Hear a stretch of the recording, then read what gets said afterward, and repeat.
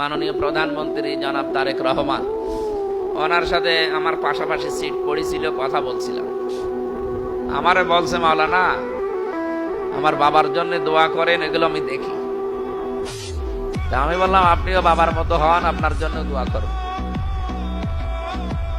আপনার বাবা যা করেছিল ওইভাবে আপনিও কাজ করবেন, আপনার জন্য দোয়া করবেন। আরো অনেকগুলো কথা আমাকে শুনিয়েছে, আমাকে উপদেশ দিয়েছে, আমরা যেন ওইভাবে চলতে পারি।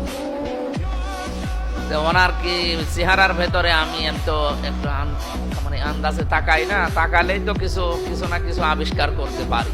কারণ আমাদের নজর হচ্ছে শুধু র না, আমাদের নজর হচ্ছে নাজারা। র মানে এমনি দেখা, আমি মাওলানার দিকে এমনি দেখলাম, কিন্তু নাজারা মানে এমনি দেখা না।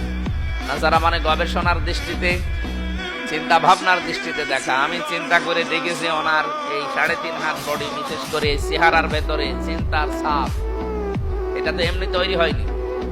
উনি এই মাত্র 18-19 দিনের দৃশ্যগুলো তিনি দেখেছেন যে এ তো কন্ট্রোলের বাইরে চলে যাচ্ছে। যেই বদনামটা ছিল ফ্যাসিস্টদের, সেই বদনাম এখন আমার দলের লোকজনের উপরে আসছে। শেষ পর্যন্ত আমার মনে হয় ওনার মায়ের মতো সিদ্ধান্ত নিতে উনি বাধ্য হবেন। আপনি যাই করেন না কেন, আপনাকে কন্ট্রোলে আনার জন্য শেষে হয় র‍্যাব দিয়ে, না এরকম একটা নতুন কোনো বাহিনী তৈরি করে আপনাকে হয়তো বিদায় করবে, তার নিজেকে বাঁচানোর জন্য হলো।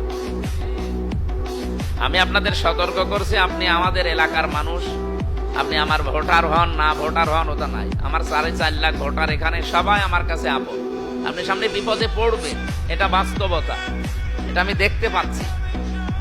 এই জন্য আপনাদের সতর্ক করলাম, আসেন সবাই আমরা মাজলুম ছিলাম, আমরা যেন এখন জালেম হয়ে কেউ না উঠি। আপনি কি করবেন জুলুম করি? ওই লোকটার আখেরাত তৈরি হয়ে যাচ্ছে, আর আপনার দুনিয়া আখেরাত সব ধ্বংস হয়ে যাচ্ছে।